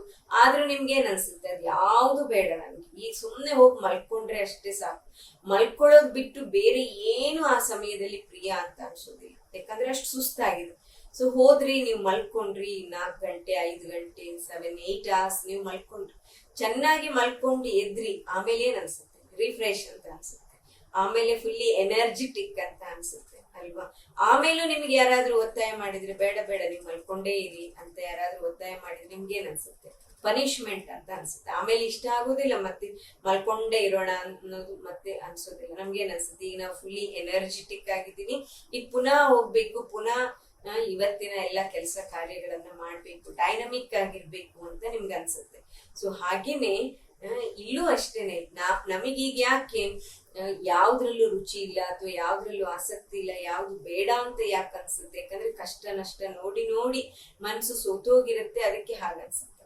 ಆದ್ರೆ ಒಮ್ಮೆ ನಾವು ಪರಂಧಾಮಕ್ಕೆ ಹೋದ್ವಿ, ಅಲ್ಲಿ ಹೋದ್ವಿ, ಚೆನ್ನಾಗಿ ರೆಸ್ಟ್ ಮಾಡಿದ್ವಿ, ಎಕ್ದಮ್ ರೆಸ್ಟ್, ಅಲ್ಲಿ ಯಾವುದೇ ಪ್ರಕಾರದ ಸಮಸ್ಯೆ ಇಲ್ಲ, ಗೊಂದಲ ಇಲ್ಲ, ಅಲ್ಲಿ ದೇಹವೂ ಇಲ್ಲ, ಅಲ್ಲಿ ಯಾವ್ದು ಯೋಚನೆ ಚಿಂತೆಗಳು ಇಲ್ಲ, ಯಾವ ಪ್ರಕಾರದ ಸಂಸಾರ ವ್ಯವಹಾರ ಇಲ್ಲ, ಏನೂ ಇಲ್ಲ, ಆರಾಮಾಗಿ ಎಲ್ಲದರಿಂದ ಭಿನ್ನರಾಗಿ ಮುಕ್ತರಾಗಿ ಸ್ವತಂತ್ರರಾಗಿ ನೀವು ಜೀವರ್ಕೆ ನಿಮ್ಮ ಖುಷಿ ಇದ್ದಷ್ಟು ಟೈಮ್ ನೀವಲ್ಲಿ ರೆಸ್ಟ್ ಮಾಡಿದ್ರಿ. ಆಮೇಲೆ ಪುನಃ ನೀವು ಎನರ್ಜೆಟಿಕ್ ಆಗ್ತೀರಾ. ಅವಾಗೇನ್ ಅನ್ಸುತ್ತೆ, ಅಲ್ಲೇ ಇರ್ಬೇಕು ಅಂದ್ರೆ ಅಲ್ಲೇನು ಆಕ್ಟಿವಿಟಿ ಇಲ್ವಲ್ಲ, ಸ್ವಲ್ಪ ಹೊತ್ತಿಗೆ ಬೋರ್ ಆಗ್ಬೋದು. ಅದರ ಬದಲು ಕೆಳಗ್ ಬಂದಾಗ ನಾವು ಮತ್ತೆ ಪುನಃ ಎನರ್ಜೆಟಿಕ್ ಆಗಿ ಪುನಃ ಜೀವನವನ್ನ ನಡೆಸೋದಕ್ಕೆ ಸಾಧ್ಯವಾಗತ್ತೆ. ಮತ್ತೆ ಈ ಸೃಷ್ಟಿ ನಾಟಕವನ್ನ ಅಥವಾ ಈ ಸೃಷ್ಟಿ ಚಕ್ರ ಏನಿದೆ, ಇದನ್ನ ನಾವು ಚೆನ್ನಾಗಿ ಅರ್ಥ ಮಾಡ್ಕೊಂಡ್ರೆ, ಈ ಸೃಷ್ಟಿ ಚಕ್ರದಲ್ಲಿ ನಿಯರ್ಲಿ 85 to 90% ಏನಿದೆ ಅದು ತುಂಬಾ ಸುಖಕರವಾಗಿದೆ, ತುಂಬಾ ಚೆನ್ನಾಗಿದೆ. ಲಾಸ್ಟ್ 5 to 10% ಮಾತ್ರ ಜೀವನದಲ್ಲಿ ಕಷ್ಟ ಇದೆ, ತೊಂದರೆ ಸಮಸ್ಯೆ ಇದೆ. ನೀವೇ ಯೋಚನೆ ಮಾಡಿ, 5-10% ದುಃಖ ಕಷ್ಟಕ್ಕೆ ನಾವು 90% ಸುಖವನ್ನ ಬೇಡ ಅಂತ ಹೇಳಿದ್ರೆ ಅದು ಜಾಣತನದ ನಿರ್ಧಾರ ಅಂತೂ ಆಗೋದಕ್ಕೆ ಸಾಧ್ಯನೇ ಇಲ್ವಲ್ಲ. ಸೊ ಅದಕ್ಕೋಸ್ಕರ ನಾವು ಮೋಕ್ಷದಲ್ಲೇ ಇದ್ದು ಬಿಡೋಣ, ನಾವು ಬರೋದೇ ಬೇಡ ಇಲ್ಲಿಗೆ ಅಂತ ಅಂದ್ಕೊಳ್ಳೋದಕ್ಕಿಂತ ನಾವು ಒಮ್ಮೆ ಹೋಗಿ ನಮ್ಗೆ ಸಂತುಷ್ಟವಾಗೋ ತನಕ, ನಮ್ಗೆ ತೃಪ್ತಿ ಆಗೋ ತನಕ ನಾವಲ್ಲಿ ರೆಸ್ಟ್ ಮಾಡಿ ಪರಂಧಾಮದಲ್ಲಿ ಮತ್ತೆ ಪುನಃ ನಾವ್ ಈ ಸೃಷ್ಟಿಗೆ ಆಗಮಿಸಿದಾಗ ಏನಾಗತ್ತೆ, ಆವಾಗ ಆ ಸಮಯದಲ್ಲಿ ಸೃಷ್ಟಿ ಹೀಗಿರೋದಿಲ್ಲ, ಅವಾಗ ಸುಂದರವಾದ ಸ್ವರ್ಗ ಇರುತ್ತೆ. ಆಗ ನಾವು ಚೆನ್ನಾಗಿ ಜೀವನ ನಡೆಸೋದಕ್ಕೆ ಸಾಧ್ಯವಾಗತ್ತೆ. ಎನಿವೇಸ್, ಅದರ ಬಗ್ಗೆ ಮುಂದಿನ ಸೆಷನ್ಸ್ ನಲ್ಲಿ ನಿಮ್ಗೆ ಡಿಟೇಲ್ ಆಗಿ ತಿಳಿಸ್ತೀವಿ. ಈ ಸೃಷ್ಟಿ ಚಕ್ರ ಯಾವ ರೀತಿ ತಿರುಗುತ್ತೆ, ಸಮಯ ಮೊದ್ಲು ಹೇಗಿತ್ತು, ಈಗ ಹೇಗಿದೆ, ಮತ್ತೆ ಮುಂದಕ್ಕೆ ಏನಾಗೋದಿದೆ ಸಮಯ, ಈ ಸಮಯ ಯಾವ ರೀತಿ ತಿರುಗ್ತಾ ಇರುತ್ತೆ, ಇದೆಲ್ಲದರ ಬಗ್ಗೆ ನಾವು ತಿಳ್ಕೊಂಡಾಗ ಬಹುಶಃ ನಿಮಗೆ ಈ ಮಾತುಗಳು ಇನ್ನೂ ಸ್ಪಷ್ಟ ಅಂತ ಅನ್ನಿಸ್ಬೋದು. ಸೊ ಹಾಗಾಗಿ ನಾವು ಆತ್ಮಗಳು ಪರಂಧಾಮ ಮನೆಯಿಂದ ಒಂದು ಆಕ್ಟರ್ ಆಗಿ ಕೆಳಗಡೆ ಬರ್ತೀವಿ, ನಾಟಕದ ಪಾತ್ರ ಮಾಡ್ತೀವಿ, ನಾಟಕ ಮುಗೀತು ವಾಪಸ್ ಹೋಗ್ತೀವಿ, ಅಥವಾ ನಾವು ಆಟಗಾರರಾಗಿ ಆಟದ ಮೈದಾನಕ್ಕೆ ಬರ್ತೀವಿ, ಜೀವನದ ಆಟವನ್ನ ಆಡ್ತೀವಿ, ಮತ್ತೆ ಆಟ ಮುಗೀತು, ಗೇಮ್ ಮುಗೀತು ಅಂದ್ರೆ ಪುನಃ ವಾಪಸ್ ಪರಂಧಾಮಕ್ಕೆ ಹೋಗ್ತೀವಿ. ಅಥವಾ ನಾವು ಮೇಲಿಂದ ಗೆಸ್ಟ್ ಆಗಿ ಕೆಳಗ್ ಬಂದ್ವಿ, ಸ್ವಲ್ಪ ದಿನ ಇದ್ವಿ, ಎಂಜಾಯ್ ಮಾಡಿದ್ವಿ, ಮತ್ತೆ ಪುನಃ ವಾಪಸ್ ಪರಂಧಾಮಕ್ಕೆ ಹೋಗ್ತೀವಿ. ಸೊ ಹೀಗೆ ಯಾವ್ದಾದ್ರೂ ರೂಪದಲ್ಲಿ, ಅಂದ್ರೆ ನಾವು ಮೇಲಿಂದ ಬರ್ತೀವಿ, ಕೆಳಗೆ ಇಲ್ಲಿ ಸ್ವಲ್ಪ ಟೈಮ್ ಇರ್ತೀವಿ, ಸೃಷ್ಟಿ ಅಥವಾ ಈ ಕರ್ಮ ಕ್ಷೇತ್ರದಲ್ಲಿ ಇರ್ತೀವಿ, ಕರ್ಮಗಳನ್ನ ಮಾಡ್ತೀವಿ, ಮತ್ತೆ ಪುನಃ ವಾಪಸ್ ಪರಂಧಾಮಕ್ಕೆ ಹೋಗ್ತೀವಿ. ಸೊ ಇದೊಂದು ನಿರಂತರವಾದಂತಹ ಯಾತ್ರೆ, ಇದು ಅವಿನಾಶಿಯಾಗಿರುವಂತಹ ಯಾತ್ರೆ. ಅಂದ್ರೆ ಇದು ಸ್ಟಾಪ್ ಆಗೋದಿಲ್ಲ, ಇದು ನಿರಂತರವಾಗಿ ನಡೀತಾ ಇರುವಂತಹ ಒಂದು ಪ್ರಕ್ರಿಯೆ. ನಾವೆಲ್ಲವೂ ಇದರ ಭಾಗನೇ ಆಗಿದ್ದೀವಿ. ಸೊ ಮತ್ತೆ ನಾವ್ ಈ ಜಗತ್ತಿಗೆ ಬಂದಿರೋ ಉದ್ದೇಶ, ಹಾಗಾದ್ರೆ ಸುಮ್ನೆ ಮೇಲೆ ಇದ್ವಿ, ಪುನಃ ಕೆಳಗ್ ಬರ್ತೀವಿ, ಪುನಃ ಮೇಲೆ ಹೋಗ್ತೀವಿ, ಕೆಳಗ್ ಬರ್ತೀವಿ, ಏನ್ ಉದ್ದೇಶ, ಇದರಿಂದ ಏನ್ ಸಿಕ್ಕಿದೆ ಹಾಗಾಯ್ತು ಅಂತ ಅಂದ್ಕೊಂಡ್ರೆ, ಈ ಜಗತ್ತಿಗೆ ನಾವು ಬರೋ ಉದ್ದೇಶ ಏನಂದ್ರೆ ನಮ್ಮ ಸ್ವಯಂನ ಪೂರ್ಣ ಸಾಮರ್ಥ್ಯತೆಗಳನ್ನ ವ್ಯಕ್ತಪಡಿಸೋದು, ಎಕ್ಸ್ಪ್ರೆಸ್ ಮಾಡೋದು.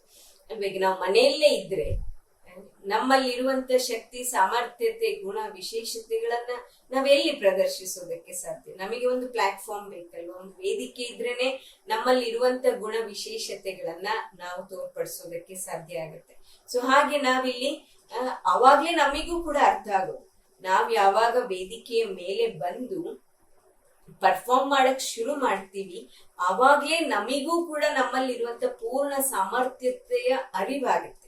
ಇಲ್ಲ ಅಂದ್ರೆ ನಮಗೆ ಗೊತ್ತಿರೋದಿಲ್ಲ ನಮ್ಮ ಹತ್ರ ಎಷ್ಟು ಶಕ್ತಿ ಇದೆ, ಎಷ್ಟು ವಿಶೇಷತೆಗಳಿದೆ ಅಂತ ಹೇಳಿ. ಸೊ ಹಾಗಾಗಿ ನಾವಿಲ್ಲಿಗೆ ಬರುವಂತದ್ದು ನಮ್ಮ ಹತ್ರ ಇರುವಂತ ವಿಶೇಷತೆಗಳನ್ನ ವ್ಯಕ್ತಪಡಿಸೋದಕ್ಕೆ. ಮತ್ತೆ ಎರಡನೇದು, ಪರಮಾತ್ಮನ ಜೊತೆ ಸಂಬಂಧವನ್ನ ಅನುಭವ ಮಾಡೋದಕ್ಕೆ. ಯಾಕಂದ್ರೆ ದೇಹ ಇಲ್ಲದೇನೆ ನಾವೇನು ಅನುಭವ ಮಾಡೋದಕ್ಕೆ ಸಾಧ್ಯ ಆಗಲ್ಲ. ಆತ್ಮಕ್ಕೆ ಈ ದೇಹ ಒಂದು ರೀತಿಯ ಮೀಡಿಯಂ ಇದ್ದ ಹಾಗೆ, to express as well as to experience. So ಏನನ್ನೇ ಅನುಭವ ಮಾಡ್ಬೇಕಂದ್ರೂ ಕೂಡ, ಪರಮಾತ್ಮನ ಜೊತೆಯ ಸಂಬಂಧ ಅನುಭವ ಮಾಡ್ಬೇಕಂದ್ರೂ ಕೂಡ ನಮಗೆ ಈ ದೇಹದ ಒಂದು ಆಧಾರ ಬೇಕಾಗತ್ತೆ. ಸೊ ದೇಹದ ಆಧಾರದ ಮೂಲಕ ನಾವು ಪರಮಾತ್ಮನ ಬಗ್ಗೆ ಹೆಚ್ಚು ವಿಷಯಗಳನ್ನ ತಿಳ್ಕೊಳ್ಳೋದಕ್ಕೆ ಸಾಧ್ಯವಾಗುತ್ತೆ. ಆ ನಂತರ ನಾವು ಅವನ ಜೊತೆ ಸಂಬಂಧ ಜೋಡಿಸೋದಕ್ಕೆ ಸಾಧ್ಯವಾಗುತ್ತೆ. ಸೊ ಹಾಗಾಗಿ ನಾವು ಈ ಜಗತ್ತಿಗೆ ಬರುವಂತ ಮೂಲ ಉದ್ದೇಶ ಅಂತಂದ್ರೆ, ನಾವು ಒಂದು ನಮ್ಮಲ್ಲಿರೋ ಗುಣ ವಿಶೇಷತೆಗಳನ್ನ ಎಕ್ಸ್ಪ್ರೆಸ್ ಮಾಡೋದು ಮತ್ತು ಪರಮಾತ್ಮನ ಜೊತೆ ಸರ್ವ ಸಂಬಂಧಗಳನ್ನ ಅನುಭವ ಮಾಡೋದಕ್ಕೋಸ್ಕರ ನಾವು ಬರ್ತೀವಿ. ಸೊ ಹೀಗೆ ನಾವು ಆತ್ಮಗಳು ಪರಂಧಾಮದಿಂದ ಇಲ್ಲಿಗೆ ಬರ್ತೀವಿ, ಮೇಲ್ ಹೋಗ್ತೀವಿ, ಕೆಳಗ್ ಬರ್ತೀವಿ. ಸೊ ಈ ರೀತಿ ನಮ್ಮ ಒಂದು ಆತ್ಮ ನಿರಂತರವಾದ ಈ ರೀತಿಯ ಜರ್ನಿಯಲ್ಲಿ ಸದಾ ಇದ್ದೇ ಇರುತ್ತೆ. ಪುನರ್ಜನ್ಮ ಯಾಕೆ ಬೇಕು? ಕೆಲವರಿಗಂತೂ ಅನ್ಸುತ್ತೆ ಪುನರ್ಜನ್ಮ ಬೇಡವೇ ಬೇಡ ಅಂತ ಅನ್ಸುತ್ತೆ, ಅಥವಾ ಇನ್ ಕೆಲವರು ಪುನರ್ಜನ್ಮದಲ್ಲಿ ನಂಬಿಕೆನೇ ಇಟ್ಕೊಳ್ಳೋದಿಲ್ಲ. ಆದ್ರೆ ನಮಿಗಂತೂ ಒಂದು ಮಾತಂತೂ ಚೆನ್ನಾಗಿ ಅರ್ಥ ಆಗಿದೆ, ಏನಂದ್ರೆ ಆತ್ಮ ಅನಾದಿ ಅವಿನಾಶಿಯಾಗಿದೆ ಅಂತಂದ ಮೇಲೆ ಆತ್ಮ ಒಂದ್ ಶರೀರ ಬಿಟ್ಟ ಮೇಲೆ ಇನ್ನೊಂದು ಶರೀರ ಪಡ್ಕೊಳ್ಳೇಬೇಕಲ್ವ. ಶರೀರ ನಾಶ ಆಯ್ತು, ಆದ್ರೆ ಆತ್ಮ ನಾಶ ಆಗ್ಲಿಲ್ಲ. ಆತ್ಮ ಎನರ್ಜಿ ಆಗಿರೋ ಕಾರಣ ಆತ್ಮ ತನ್ನ ಜರ್ನಿ ಮುಂದುವರಿಸ್ಬೇಕು. ಅಂದಮೇಲೆ ಖಂಡಿತವಾಗಿಯೂ ಇನ್ನೊಂದು ಶರೀರ ಪಡ್ಕೊಳ್ಳೇಬೇಕು. ಈಗ ಶರೀರ ಇಲ್ಲದೆ ಬರೇ ಆತ್ಮ ಏನು ಮಾಡಕ್ಕಾಗಲ್ಲ. ಶರೀರ ಮತ್ತು ಆತ್ಮದ ಕಾಂಬಿನೇಷನ್ ಅಲ್ಲಿ ಆತ್ಮನೇ ಅತ್ಯಂತ ಶಕ್ತಿಶಾಲಿಯಾಗಿದೆ. ಶರೀರ ಜಸ್ಟ್ ಅದಕ್ಕೆ ಒಂದು ಮೀಡಿಯಂ ಅಷ್ಟೇನೆ, ಆದ್ರೆ ಆಕ್ಚುಲಿ ಶಕ್ತಿ ಇರೋದು ಆತ್ಮದಲ್ಲೇ ಶಕ್ತಿ ಇರೋವಂಥದ್ದು. ಸೊ ಅದಕ್ಕೋಸ್ಕರ ಆತ್ಮದಲ್ಲಿ ಅಷ್ಟೊಂದು ಶಕ್ತಿ ಇದೆ, ಅದನ್ನ ಎಕ್ಸಿಬಿಟ್ ಮಾಡಕ್ಕೆ, ಎಕ್ಸ್ಪ್ರೆಸ್ ಮಾಡೋದಕ್ಕೆ ಶರೀರ. ಈಗ ಶರೀರನೇ ಇಲ್ಲ ಅಂದ್ರೆ ಬರೇ ಆತ್ಮ ಏನು ತನ್ನ ಶಕ್ತಿ ಸಾಮರ್ಥ್ಯತೆಗಳನ್ನ ಎಲ್ಲಿ ತಾನೇ ಉಪಯೋಗಿಸೋದಕ್ಕೆ ಸಾಧ್ಯ, ಅಥವಾ ಏನ್ ತಾನೇ ಮಾಡೋದಕ್ಕೆ ಸಾಧ್ಯ? ಸೊ ಅದಕ್ಕೋಸ್ಕರ ಪುನರ್ಜನ್ಮ ಅವಶ್ಯವಾಗಿದೆ. ಯಾಕಂದ್ರೆ ಆತ್ಮ ಅವಿನಾಶಿಯಾಗಿದೆ, ಮತ್ತೆ ನಮ್ಮೆಲ್ಲರದ್ದು ಕರ್ಮದ ಅಕೌಂಟ್ಸ್ ಕೂಡ ಇದೆ ಅಲ್ವಾ. ನಾವ್ ಈ ಜನ್ಮದಲ್ಲಿ ಏನೇನೆಲ್ಲ ಕರ್ಮ ಮಾಡ್ತೀವಿ, ಈ ಜನ್ಮದಲ್ಲಿ ಯಾರೋ ಒಬ್ರನ್ನ ಲೂಟಿ ಮಾಡಿದ್ರು, ದೋಚಿದ್ರು, ಅಥವಾ ಮರ್ಡರ್ ಮಾಡಿದ್ರು, ಈಗ ಆ ವ್ಯಕ್ತಿಗೂ ನ್ಯಾಯ ಸಿಗ್ಬೇಕು ಅಂತಂದ್ರೆ ಈಗ ಆಲ್ರೆಡಿ ಶರೀರ ಬಿಟ್ಟಾಗಿದೆ, ಈಗ ನ್ಯಾಯ ಹೇಗ್ ಸಿಗೋದು, ಅವರಿಗೆ ಜಸ್ಟಿಫಿಕೇಶನ್ ಹೇಗ್ ಸಿಗೋದು? ಸೊ ಇನ್ನೊಂದು ಜನ್ಮದಲ್ಲಿ ಪುನಃ ಅವ್ರ ಶರೀರ ತಗೊಂಡು ಬರ್ತಾರೆ, ಮತ್ತೆ ಪುನಃ ಬೇಕಾದಂತಹ ಅದಕ್ಕೆ ಉಪಯುಕ್ತವಾದಂತಹ ಸಂದರ್ಭ ಸನ್ನಿವೇಶಗಳು ಪುನಃ ನಿರ್ಮಾಣ ಆದಾಗ ಪುನಃ ಅವರ ಅಕೌಂಟ್ಸ್ ಸೆಟಲ್ ಆಗುತ್ತೆ.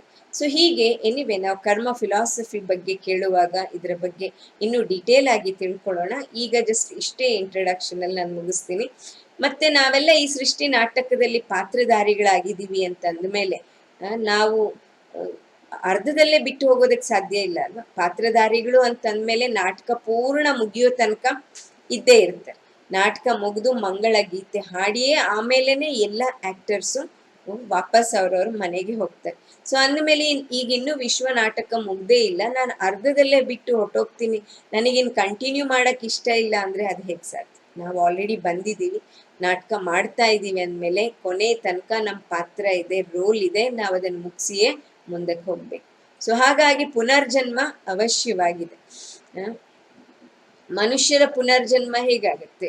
ಗರ್ಭಾವಸ್ಥೆಯಿಂದ ಆತ್ಮ ಗರ್ಭದಲ್ಲಿ ಪ್ರವೇಶ ಮಾಡುತ್ತೆ, ಮಗು ಆಯ್ತು, ಯೌವನಾವಸ್ಥೆ ಆಯ್ತು, ವೃದ್ಧಾಪ್ಯ ಆಯ್ತು, ಆಮೇಲೆ ಶರೀರ ಬಿಡ್ತಾರೆ, ಮತ್ ಪುನಃ ತಗೊಳ್ತಾರೆ ಇನ್ನೊಂದು ಶರೀರ ಅಲ್ವಾ. ಸೊ ಹೀಗೆ ಮನುಷ್ಯರು ಒಂದ್ ಶರೀರ ಬಿಟ್ಟು ಇನ್ನೊಂದು ಶರೀರವನ್ನ ಪಡ್ಕೊಳ್ತಾ ಹೋಗ್ತಾರೆ.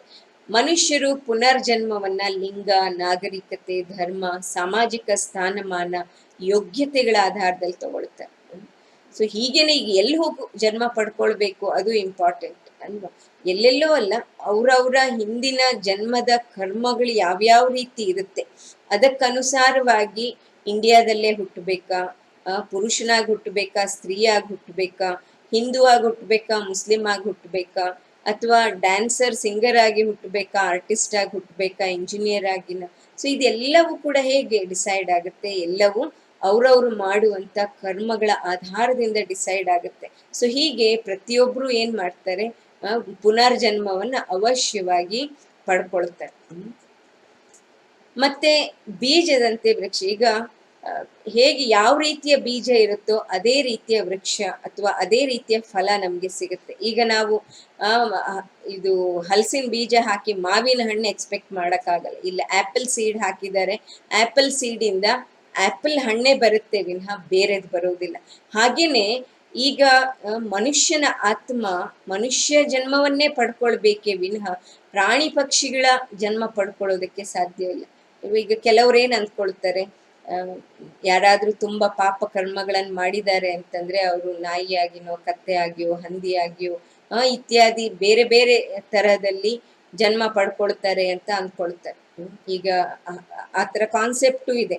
84 ಲಕ್ಷ ಜೀವರಾಶಿಗಳಲ್ಲಿ ಎಲ್ಲಾ ಕಡೆ ಪ್ರಯಾಣ ಮಾಡಿ ಕೊನೆಯದಾಗಿ ಮನುಷ್ಯ ಜನ್ಮ ಸಿಗುತ್ತೆ. ಇದು ಅತ್ಯಂತ ದುರ್ಲಭ ಅಂತ ಒಂದು ಕಾನ್ಸೆಪ್ಟ್ ಹೇಳುತ್ತೆ. ಮತ್ತೆ ಇನ್ನೊಂದು ಕಾನ್ಸೆಪ್ಟ್ ಏನ್ ಹೇಳುತ್ತೆ ಅಂತಂದ್ರೆ, ಈಗ ನಾವೇನಾದ್ರೂ ಪಾಪ ಕರ್ಮ ಮಾಡಿದ್ರೆ ನಾವು ಮುಂದಕ್ಕೆ ಪ್ರಾಣಿ ಪಕ್ಷಿಗಳಾಗಿ ಜನ್ಮ ಪಡ್ಕೊಳ್ತೀವಿ, ಪನಿಷ್ಮೆಂಟ್ಗಾಗಿ ಪ್ರಾಣಿ ಪಕ್ಷಿಗಳಾಗಿ ಜನ್ಮ ಪಡ್ಕೊಳ್ತೀವಿ ಅಂತ ಇನ್ನೊಂದು ಕಾನ್ಸೆಪ್ಟ್ ಹೇಳುತ್ತೆ. ಈಗ ಎರಡು ಕಾನ್ಸೆಪ್ಟ್ ಅನ್ನ ನಾವು ಅನಲೈಸ್ ಮಾಡೋದಾದ್ರೆ, ಮೊದಲನೇದು ಮನುಷ್ಯರು 84 ಲಕ್ಷ ಜೀವರಾಶಿಗಳಲ್ಲಿ ಜನ್ಮ ತಗೊಂಡು ಕೊನೆಯದು ಮನುಷ್ಯ ಜನ್ಮ ದುರ್ಲಭ ಜನ್ಮ ಅಂತ ಹೇಳ್ತಾರಲ್ಲ. ಈಗ ಹಾಗಿದ್ಮೇಲೆ ನಮ್ಮ ಎಲ್ಲಾ ಕಾರ್ಮಿಕ್ ಅಕೌಂಟ್ಸ್ ಬೇರೆ ಬೇರೆ ಪ್ರಾಣಿ ಪಕ್ಷಿಗಳ ಶರೀರದಲ್ಲಿ ನಾವು ಪ್ರವೇಶ ಮಾಡಿ ಅದನ್ನೆಲ್ಲ ಕ್ಲಿಯರ್ ಆಗೋಗಿದೆ. ಇದು ಕೊನೆ ಜನ್ಮ, ಮಾನವ ಜನ್ಮ ಅತಿ ಶ್ರೇಷ್ಠ ಜನ್ಮ, ಅತಿ ದುರ್ಲಭ ಅಂತ ಹೇಳಿದ ಮೇಲೆ ನಮ್ಮ ಈ ಜನ್ಮ ಹುಟ್ಟಿದ ದಿನದಿಂದ ಎಷ್ಟು ಖುಷಿಯಾಗಿರ್ಬೇಕಾಗಿತ್ತು. ಆದ್ರೆ ಇವತ್ತು ಮನುಷ್ಯನ ಆತ್ಮ ಜನ್ಮ ಪಡ್ಕೊಳ್ತಿದ್ದ ಹಾಗೇನೆ ಫಸ್ಟ್ ಮಾಡೋದೇನು, ಅಳೋದು. ಅಳತಾನೆ ಹುಟ್ಟೋದು, ಅಳತಾನೆ ಜೀವನ ಸಾಗಿಸ್ತಾ ಇರ್ತಾನೆ ದುಃಖಿಯಾಗಿನೇ ಇವತ್ತಿನ ಕಾಲದಲ್ಲಿ. ಸೊ ಅಂದಮೇಲೆ ಅಳು ಏನ್ ಪ್ರಾರಂಭ ಆಯ್ತು ಸ್ಟಾರ್ಟಿಂಗ್ ಡೇ ಇಂದ, ಅದು ಅಂತ್ಯದವರೆಗೂ ಒಂದಲ್ಲ ಒಂದು ಪ್ರಕಾರದಲ್ಲಿ ಇವತ್ತು ಮನುಷ್ಯನ ಜೀವನದಲ್ಲಿ ನಾವು ನೋಡ್ತಾ ಇದ್ದೀವಿ. ಸೊ ಅಂದಮೇಲೆ ಮನುಷ್ಯನ ಜನ್ಮ ಅತಿ ದುರ್ಲಭ, ಅತಿ ಶ್ರೇಷ್ಠ ಅಂತ ಹೇಗೆ ನಾವು ಅರ್ಥ ಮಾಡ್ಕೊಳ್ಳೋದು? ಯಾಕಂದ್ರೆ ಅಷ್ಟೊಂದು ದುಃಖ ಇದೆ, ಅಷ್ಟೊಂದು ಬೇಸರ ಇದೆ. ಸೊ ಅಂದಮೇಲೆ ಈ ಜನ್ಮ ಅಷ್ಟು ಸುಖಕರವಾಗಿಲ್ಲ ಅಂತಂದ್ರೆ ಆ ಕಾನ್ಸೆಪ್ಟ್ ಅಷ್ಟು ವ್ಯಾಲಿಡ್ ಅಂತ ಅನ್ಸೋದಿಲ್ಲ. ಮತ್ತೆ ಇನ್ನೊಂದು ಕಾನ್ಸೆಪ್ಟ್ ಏನ್ ಹೇಳುತ್ತೆ, ಈಗ ನಾವೇನಾದ್ರೂ ಪಾಪ ಕರ್ಮ ಮಾಡಿದ್ರೆ ನಾವು ಏನೋ ಯಾವ್ಯಾವ್ದೋ ವೆರೈಟಿ ಪ್ರಾಣಿ ಜನ್ಮ ತಗೊಳ್ಬೇಕಾಗುತ್ತೆ ಅಂತ ಹೇಳಿ. ಇವತ್ತಿನ ಪ್ರಪಂಚದಲ್ಲಿ ನಿಮ್ಮ ಅನುಭವಕ್ಕೆ ಬಂದ ಹಾಗೆ ನಿಮ್ಗೆ ಬಹುಶಃ ಅನ್ಸಿರ್ಬೋದು, ಸುಮಾರು 50-60% ಜನ ಅಂತೂ ಮೋಸನೇ ಮಾಡ್ತಿದ್ದಾರೆ, ಅನ್ಯಾಯ ಮಾಡ್ತಾರೆ, ಕರಪ್ಷನ್ ತುಂಬಾ ಇದೆ, ಅಥವಾ ತುಂಬಾ ಹೆಚ್ಚು ಕಮ್ಮಿ ಮಾಡ್ತಾರೆ, ಅಥವಾ ತುಂಬಾ ಮೋಸ ಮಾಡ್ತಾರೆ. ಎಷ್ಟೆಲ್ಲ ತರದ ನೆಗೆಟಿವ್ ಆಕ್ಟಿವಿಟೀಸ್ ಜನ ಇವತ್ತು ಪ್ರಪಂಚದಲ್ಲಿ ಮಾಡ್ತಾ ಇದ್ದಾರೆ.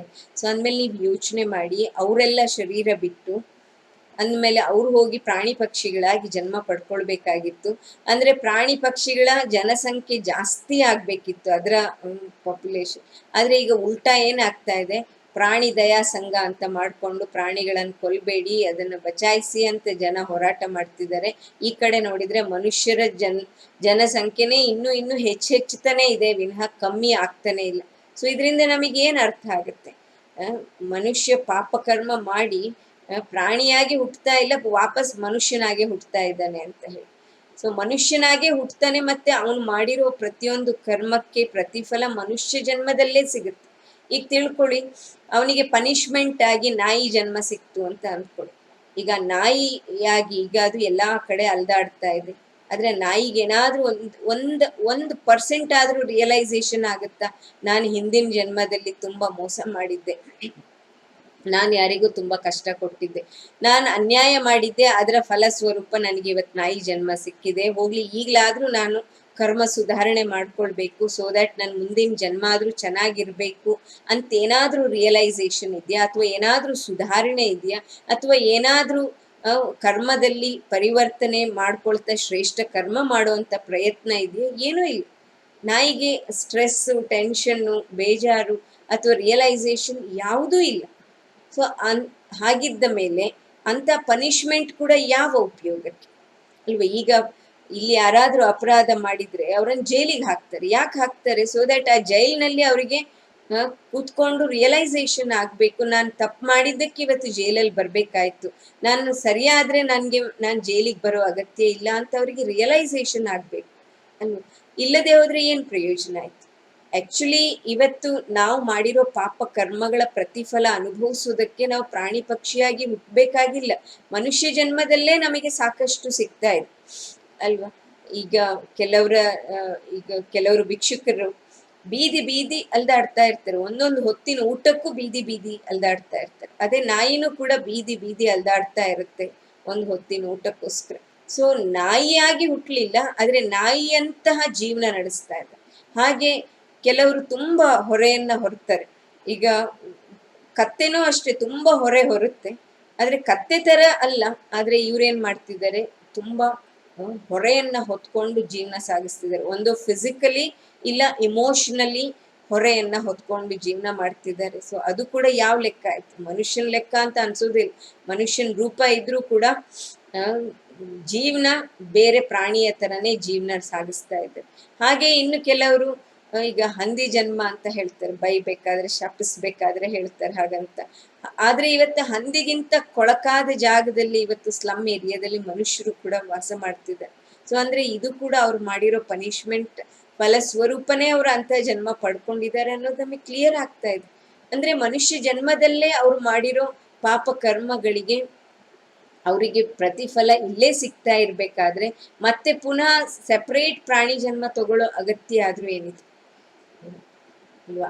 ಆಕ್ಚುಲಿ ನೋಡೋದಾದ್ರೆ ಈ ಪೆಟ್ ಆನಿಮಲ್ಸ್ ಏನಿದಾವೆ, ಬೆಕ್ಕಿರ್ಲಿ, ನಾಯಿ ಇರ್ಲಿ, ಕೆಲವ್ರ ಮನೆಯಲ್ಲಿ ತುಂಬಾ ಅಗರ್ಭ ಶ್ರೀಮಂತರ ಮನೆಯಲ್ಲಿ ಸಾಕ್ತಾರೆ. ಅವರು ಆ ನಾಯಿಗಳನ್ನ ನೋಡ್ಕೊಳ್ಳೋದಕ್ಕೆ ಅಥವಾ ಪೆಟ್ ಆನಿಮಲ್ಸ್ ಅನ್ನು ನೋಡ್ಕೊಳ್ಳೋದಕ್ಕೇನೆ ಸೆಪರೇಟ್ ಆಗಿ ನೌಕರರನ್ನ ಇಟ್ಕೊಂಡಿರ್ತಾರೆ. ಹೊತ್ತೊತ್ತಿಗೆ ಅದಕ್ಕೆ ಊಟ ಹಾಕ್ತಾರೆ, ಕಾರಲ್ಲಿ, ಫ್ಲೈಟ್ ಅಲ್ಲಿ ಕರ್ಕೊಂಡು ಹೋಗ್ತಾರೆ. ಅದಕ್ಕೆ ತುಂಬಾ ಲಕ್ಸುರಿಯಸ್ ಆಗಿ ಎಲ್ಲ ಫೆಸಿಲಿಟೀಸ್ ಅನ್ನು ಕೊಡ್ತಾರೆ. ಈ ಕಡೆ ನೋಡಿದ್ರೆ ಭಿಕ್ಷುಕ ಮನೆಗೆ ಅಲ್ದಾಡ್ತಾ ಇದ್ದಾನೆ ಹೊಟ್ಟೆಪಾಡಿಗಾಗಿ, ಈ ಕಡೆ ಪೆಟ್ ಆನಿಮಲ್ಸ್ ಆರಾಮ್ ಜೀವನ ನಡೆಸ್ತಾ ಇದೆ. ಸೊ ಈಗ ನೀವ್ ಹೇಳಿ, ಪ್ರಾಯಶ್ಚಿತ್ತ ಜನ್ಮ ನಾಯಿಯಾಗಿ ಸಿಗುತ್ತಾ, ಅಥವಾ ನಾಯಿ ಜನ್ಮನೇ ಸೆಪ್ರೇಟ್? ಪ್ರಾಣಿ ಪಕ್ಷಿಗಳ ಜನ್ಮಗಳೇ ಸೆಪ್ರೇಟ್. ಯಾಕಂದ್ರೆ ಪ್ರಾಣಿ ಪಕ್ಷಿಗಳಲ್ಲಿ ಮನುಷ್ಯನ ಆತ್ಮಕ್ಕಿದ್ದ ಹಾಗೆ ಚೈತನ್ಯತೆ, ಪ್ರಜ್ಞೆ, ಕಾನ್ಶಿಯಸ್ನೆಸ್ ಏನಿದೆ ಅವುಗಳಲ್ಲಿಲ್ಲ. ಅಥವಾ ಅವುಗಳಲ್ಲಿ ನಮ್ಮ ಹಾಗೆ ಚಿಂತನಾ ಶಕ್ತಿ ಇಲ್ಲ. ಇದ್ದಿದ್ರೆ 100 ವರ್ಷದ ಹಿಂದೆ ನಾಯಿ ಯಾವ ರೀತಿ ಜೀವನ ನಡೆಸ್ತಾ ಇತ್ತು, ಈಗ್ಲೂ ಕೂಡ ಹಾಗೇನೆ ಇದೆ. ವಿನಃ ಅದರ ಜೀವನದಲ್ಲಿ ಅದೇನು ಸಂಶೋಧನೆ ಮಾಡ್ಲಿಲ್ಲ, ಅದರ ಜೀವನದಲ್ಲಿ ಏನು ಡೆವಲಪ್ಮೆಂಟ್, ಉನ್ನತಿ ಇತ್ಯಾದಿ ಯಾವುದೂ ಇಲ್ಲ. ಅವುಗಳು ಹಾಗೇ ಇದೆ. ಯಾಕಂದ್ರೆ ಅವುಗಳಲ್ಲಿ ಚೈತನ್ಯತೆ ಇಲ್ಲ, ಚಿಂತನಾ ಶಕ್ತಿ ಇಲ್ಲ, ಮನುಷ್ಯನಲ್ಲಿದೆ. ಸೊ ಅಂದಮೇಲೆ ಮನುಷ್ಯನ ಆತ್ಮ ಹೋಗಿ ಪ್ರಾಣಿ ಶರೀರದಲ್ಲಿ ಹೋದ್ರೆ ಯಾವ ರೀತಿ ಕೆಲಸ ಮಾಡೋದಕ್ಕೆ ಸಾಧ್ಯ? ಖಂಡಿತ ಸಾಧ್ಯ ಆಗಲ್ಲ. ಸೊ ಅದಕ್ಕೋಸ್ಕರ ಮನುಷ್ಯಾತ್ಮರು ಮನುಷ್ಯರಾಗೇ ಹುಟ್ಟುತ್ತಾರೆ ವಿನಃ ಬೇರೆ ಯೋನಿಗಳಲ್ಲಿ ಖಂಡಿತವಾಗಿಯೂ ಕೂಡ ಬರುವುದಿಲ್ಲ.